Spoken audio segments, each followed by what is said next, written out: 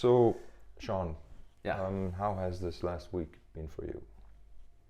it's been good. Now I've been playing for a month, Mm-hmm. and yeah, it's feeling good. The techniques are getting a lot more solid, Mm-hmm. and yeah, I'm starting to experiment a little bit more musically. But yeah, this week I focused mostly on the centipede, Mm-hmm. and yeah, a little bit on the other stuff, but mostly centipede. Yeah. So, do you need more material to practice, or what would you say? Probably not. I mean, maybe at the most variations on stuff we've already done, but I maybe still need to practice the Yoko from last week Yes. Yeah. and the stepmother. Oh, yes. Yeah. Yeah.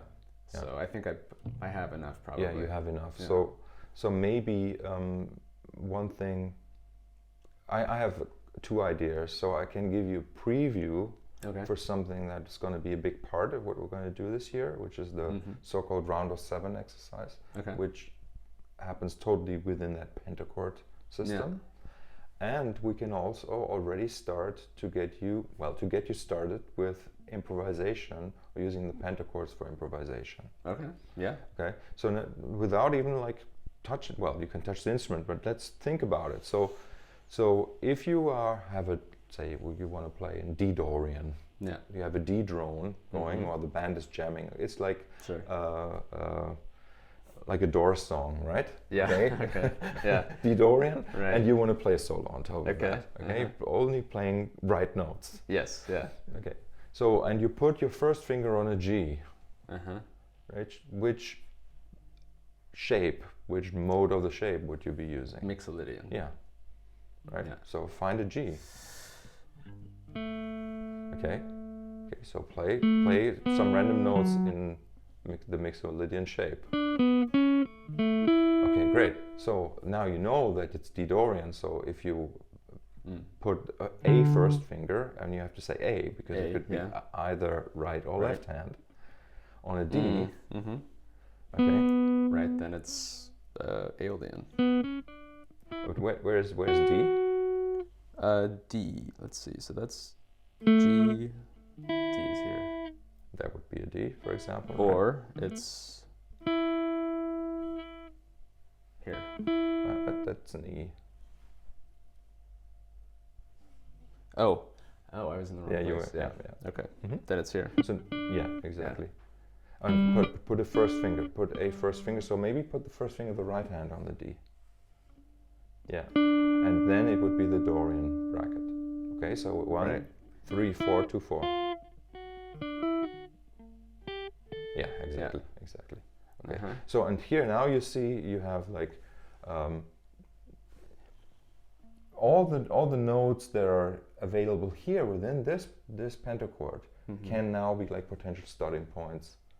Should be easy because you kind of like know where the E is now, because the E would be here. Yeah. All right.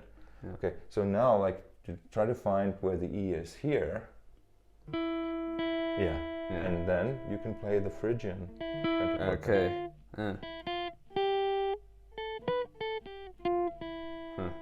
Right. So it's super easy to start using the pentachords to improvise. Yeah. You don't, I need to reiterate that we use the names of the modes to specify which shape of pentachord it is, but it doesn't necessarily describe what it sounds like. Okay. Right. So it's not a mode in the traditional oral sense. Yeah. Right? Right. Okay. Yeah. But you can very easily find all the notes and play them. So just do that yourself now, and kind of like verbalize as you navigate what you're doing. Just try to find your own way around the instrument for a couple of minutes. Okay, so there's D, E. Yeah. Now we're in Phrygian. Yeah. And let's say if I start on F, then it'll be Lydian. Great. And then what is that? that would be A, so now it's mixolydian, or not mixolydian, Dorian, or Aeolian, but Yes, it's the correct. same Yeah, pentachord. but Aeolian, yes. But now we're on the high string, so I'm not sure how to continue the Okay, pentachord. so but, so it's easy though, because like we don't always need to make that starting note. Doesn't have to be the first note of the pentachord. Yeah, yeah. This can also be the middle of the pentachord. So Yeah. you can still think of this as Lydian Right. while you do Yeah, that, sure. right? So, but if you wanted to go up here, and let's just not think about the top two strings, Yeah. you would have to move the first finger of the left hand onto A, and that way you would have your pentachord Aeolian pentachord Right. here. Yeah, exactly. Uh-huh. Yeah. So now what you can see, like something comes together already. It's the relative knowledge. So you like you know that first finger is on C, then first finger of the other hand would be on E.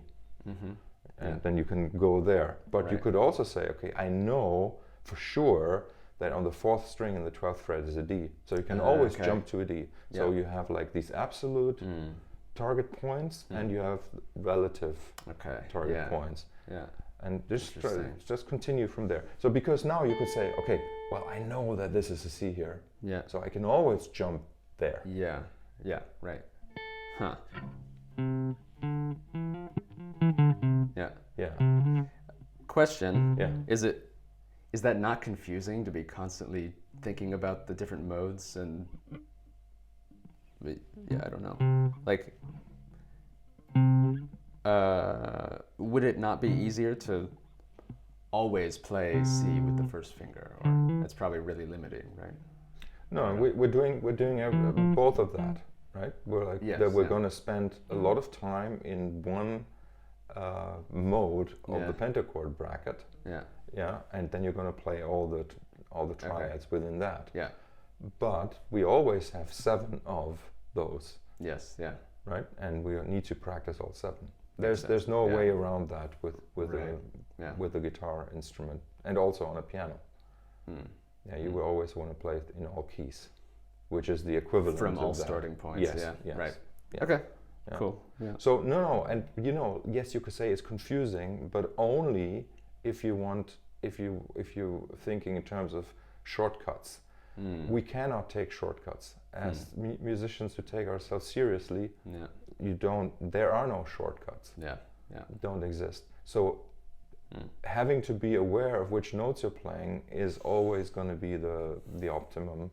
And if that requires you to think a little bit and take it slowly, just relax, take the time to breathe and say, okay, I need to remember where an A is or a D, because those will always fit. Yeah. And then you look at the fretboard, you find it, and you say, okay, now I'm just going to put my right hand pinky on it, and that means this is going to be in a mixolydian mode. Okay. Or, Yeah. Or ideally, you wouldn't even have to think about the starting notes of the pentachord anymore. You could say, okay, if my first finger is on a B, then I know if I build the pentachord around that, it's going to be mixolydian. Yeah. Yeah. Or Right. Okay, that makes sense. And it seems inefficient at first, but that's because also I'm not a fan of just teaching people to play notes from a scale on top of a specific chord. Yeah. Because it just makes you not. It kind of legitimizes not to be aware of what you're doing, and let's avoid that from the very beginning. Why not? Yeah. Yeah. Okay. Cool. So just go somewhere else. So how could you stay within your D Dorian? Yeah. Yeah.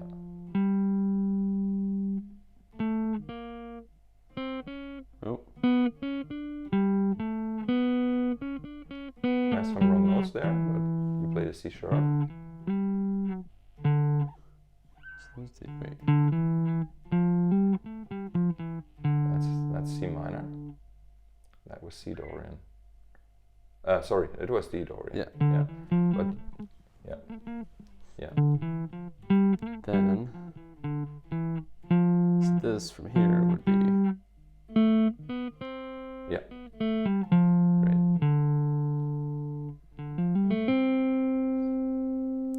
So, and the easiest way maybe is to stay within one orientation of the pentachord. So let's say we always play the crossed versions, always on one string. So that means our reference point will always be the first finger of the left hand. Yeah. Okay.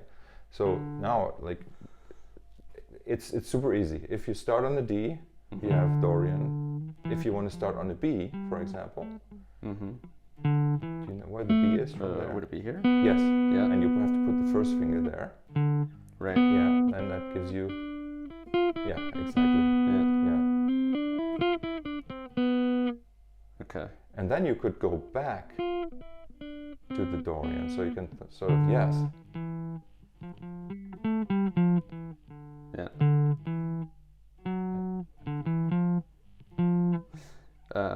Yeah. Yeah, and you see that's also absolutely possible. So at any point you can decide to take a different finger. So where it would be 1, 3, 4, you could then simply take the 4 with the first finger, and meaning now you're in F Lydian. Yeah. Yeah. So you don't always have to complete the pentachord. Right. If that makes any sense. You don't have to fill it, and you don't have to use all the notes, and you can switch at any point. Yeah. Yeah. But makes sense. But there you go. So for you, both crossed and uncrossed pentachords are already available. Right. So yeah, fantastic. So you don't even have to start just thinking in terms of staying within one orientation of it. Right. Yeah, I still have to think for a moment whenever I get to a new note. What note is that? But yeah, but that's the way it needs to be. That's the learning experience. Yeah. That's where you're taking the time to really understand what's going on.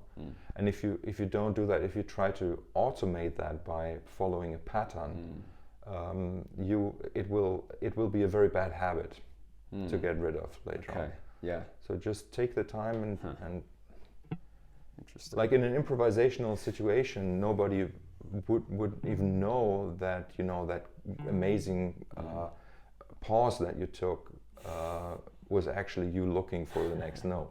Right. Yeah. But it's what will give people goosebumps, and that's the very moment where you didn't know what you wanted to do. Yeah. Right? Yeah. So okay, well, that's good to know. I'll keep that in mind. Yeah.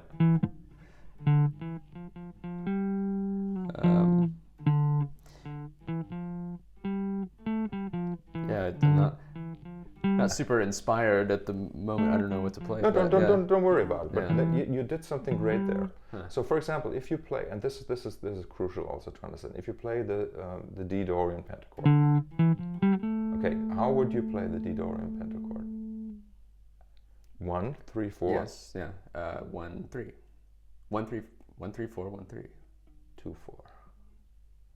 Oh yeah, right. Of course, okay. Yeah. So, but this is interesting now. Yeah. So whenever you rotate the fingering of a handful, like handfuls, I'm not sure we've talked about them much. We have 4 handfuls. We have 1, 3, 4. Okay. 1, 2, 4. 1, 3, and 2, 4. Okay. Yeah. Okay. So that means like if we have a structure that is a whole step. Yeah. So say like in this case it would be G and A, D, E, F, G, A, D, E, F, G, A. Yeah.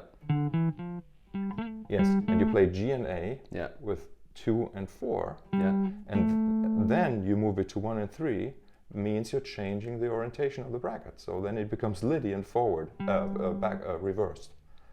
Right. Because 1, 3, and then you would continue here with. Isn't it a mixolydian? Oh, mixolydian. Yes. Yeah. On G. Yes. Yeah. Exactly. It's mixolydian. Yeah. You see, that's and that's cool. Yeah. So same would happen if you play your C Ionian, for example.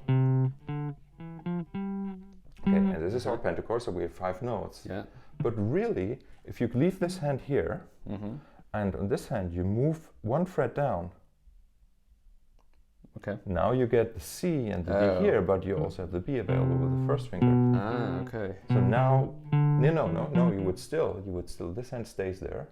So now you're basically turning what was the pentachord into 6 notes on the string. But you're still coming from the pentachord. The idea is still that we have the pentachord, but you are learning to understand that you can shift the shape of the handful on top of the shape of the notes on the fretboard. Okay, yeah, right. And that means, like in this case, now this hand is the top part of the mixolydian. The mixolydian pentachord. Ah, okay. Yeah. Right? And so that means if you wanted to extend this to go down, we would have D, C, B, right, and then your G, the A and G here. Right. Yeah. Right. Okay, yeah. So there are several ways. With Yoko, last week I explained to you how you switch from one orientation to the other by repeating the same note with the other hand. Yeah. Or the same finger of the other hand. Yeah. And another way to go and change the orientation is to move the handful on top of the strings. Okay, I see. Yeah. So with this knowledge, you can already you potentially navigate the whole fretboard. Right. Wow. Very cool. And what I suggest doing is that you set up a drone. Yeah. Like I said, like a D, for example. Yeah. And then just improvise on top of it for half an hour. Okay. Yeah. I'll listen to the Doors. Yes.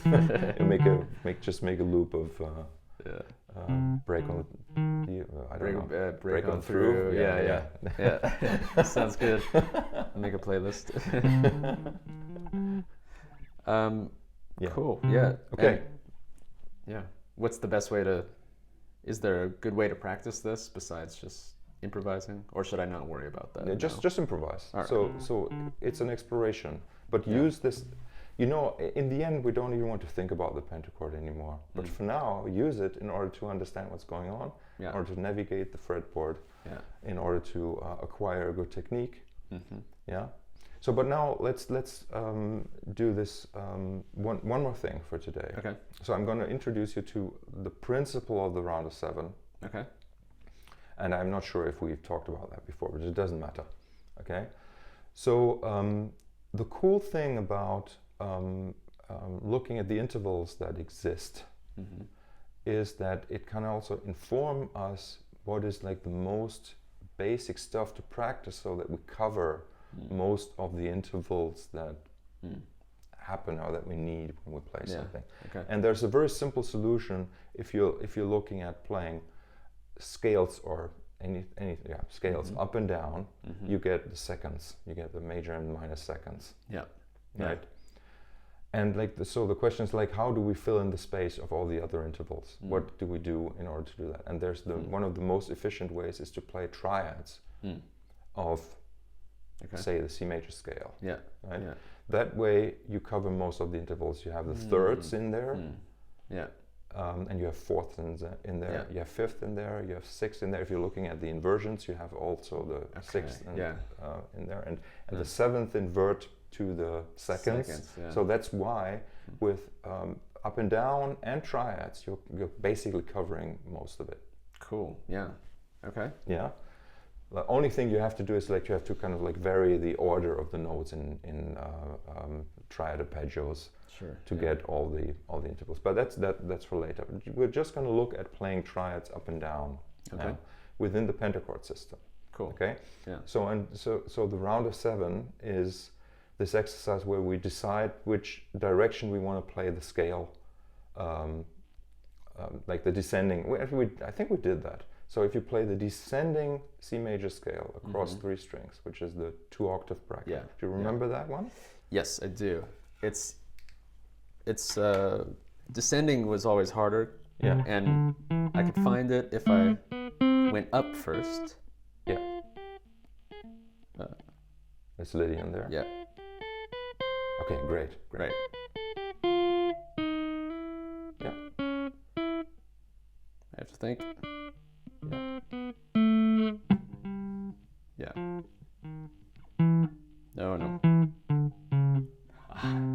almost. Yeah, yeah, Yeah. But you know, take your time. Like you really, Okay, yeah. you see, this was a good example of what I meant. Mm. You don't want to have your fingers tell you what to do because they are making mistakes, still making mistakes. Yeah, Like right. in your head, you know that those were the wrong notes. But if Yeah. you had taken the time Mm.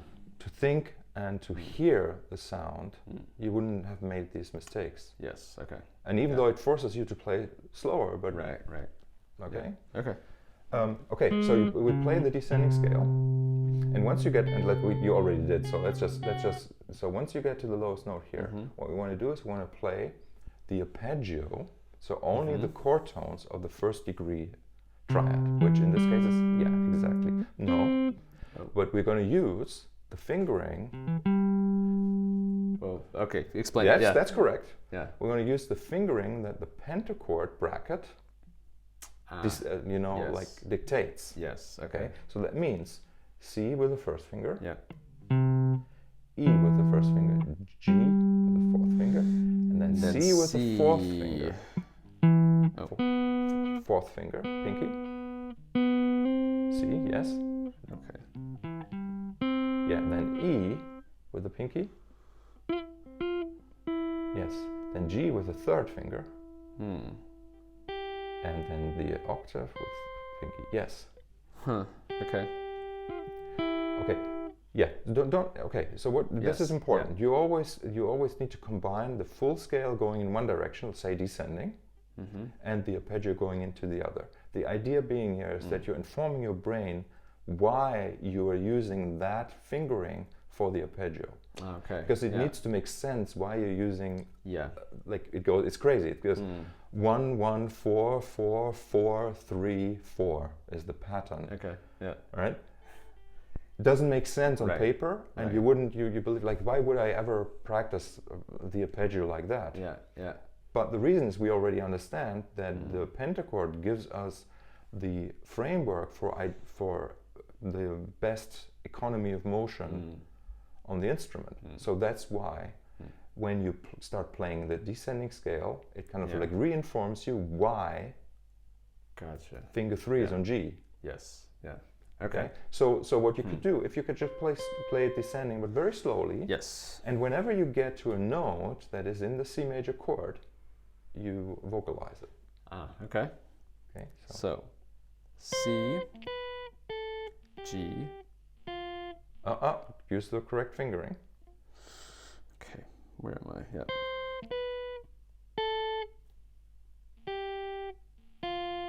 So that was G. Yeah.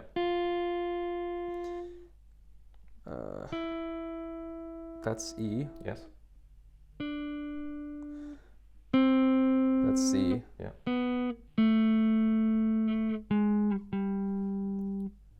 That's G, E, C. Great. Okay, so now on the way up, you're only playing those notes. Okay. Only C, E, and G.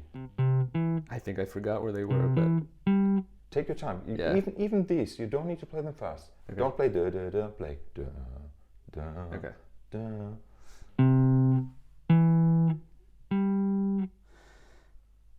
Now I know the C is here, but I have to think about the fingering. Well, I would go. Yeah. Ah. So it's there.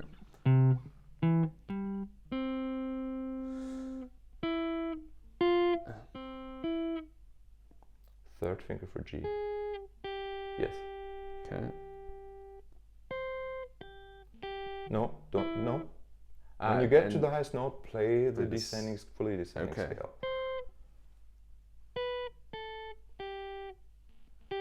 Yeah. Okay. So that's an important one to remember. Yeah.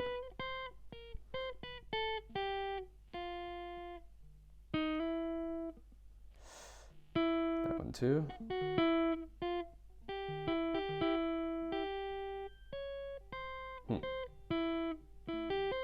Okay.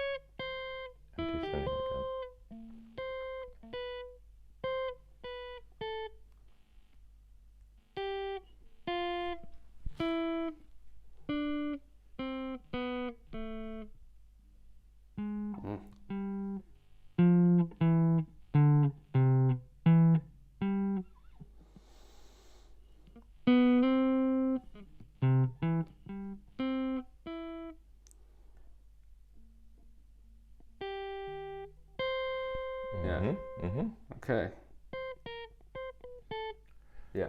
And you see, like, on top of being amazing anyway, this whole exercise, but what happens is that you're playing one note per hand, and sometimes it's just the pinky. Oh, huh.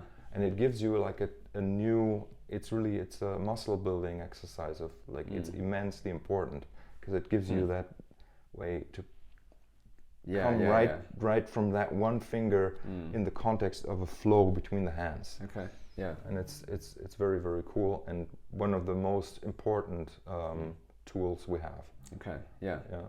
So that's what, just make yourself comfortable with that idea. Yeah. To eventually we go through all 7 chords within Right. 2-octave bracket.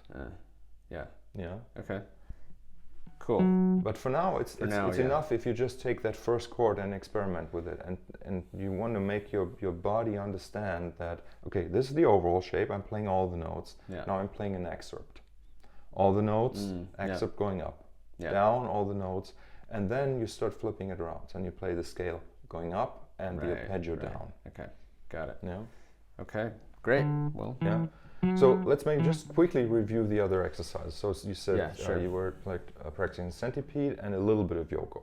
You said to me. Very little. Very little. Yeah.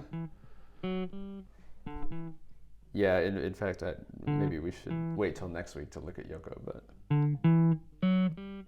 Okay. So then you want to focus on the centipede for your main exercise,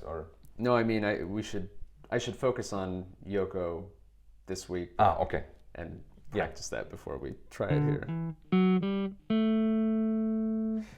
So yeah, do you want to review the centipede or anything like that?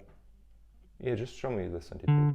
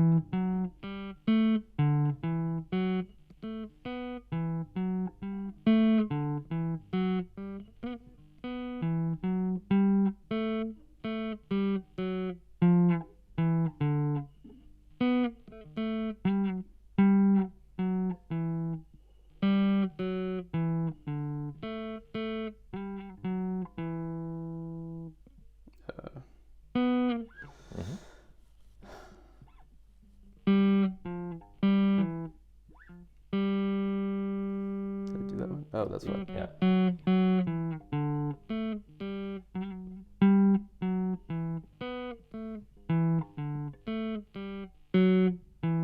Wait, I did that twice. No, I didn't.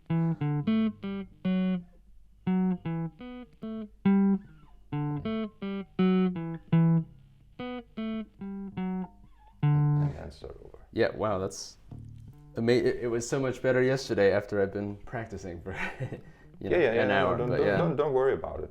Okay, Yeah. so just continue, and the idea is to not look. And maybe I said that before, but just concentrate on getting the modules. So you take one starting with the first note and just practice that. For 10 minutes, and then move to the next, and then eventually put it together. Yeah. But yeah, it looks good, and you see it's really it's already instilling some deep knowledge in you. Yeah, it is. Yeah. I can feel it. Yeah. Awesome. Great. Yeah. Okay, good. That's enough Fantastic. for today. Yeah, it sure is. Yes, definitely. All right, awesome. Great.